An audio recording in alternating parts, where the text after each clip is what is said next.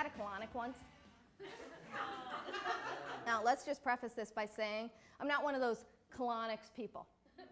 This was the situation. I was doing a show where I had to wear a very small costume. Here's the thing. It's not like I got cast in the show. I thought the show up. And then I hand-sewed myself a really tiny costume. It was like an early midlife crisis, where I was like, I could still be a pussycat doll. So I go to Autumn, I tell her about this problem, she checks it with the angels, and the angels think I should get a colonic. Surprising, I know. And she did that thing that New Agey people do, where they try and convince you it's a good idea because people have been doing it since ancient times. It's like, I'm not fluent in Sanskrit or hieroglyphics, but I've never seen a cave picture of ancient man getting his lunch sucked out of him. I don't know. It's like how people who fast, they always say, oh, it's so healthy. People from other countries do it because they're so wise. Yeah, I'm skeptical. I don't think what they're doing is fasting. I think those people are starving. Yeah. And when the UN drops a can of beans, I notice those people grab a rock and break the fast. But I think everything has a spiritual intervention. So I go to see Colonic's lady, and she works out of her house. And she has a lot of pictures of Jesus. I would prefer a diploma.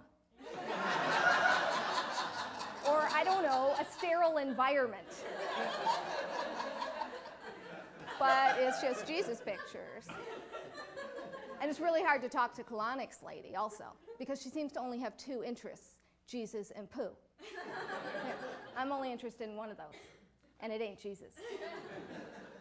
But I try, and I'm all like, oh, look at this Jesus in the loincloth. His abs are all ripped. Is he like the hot Jesus? And she's like, no, he's our Savior.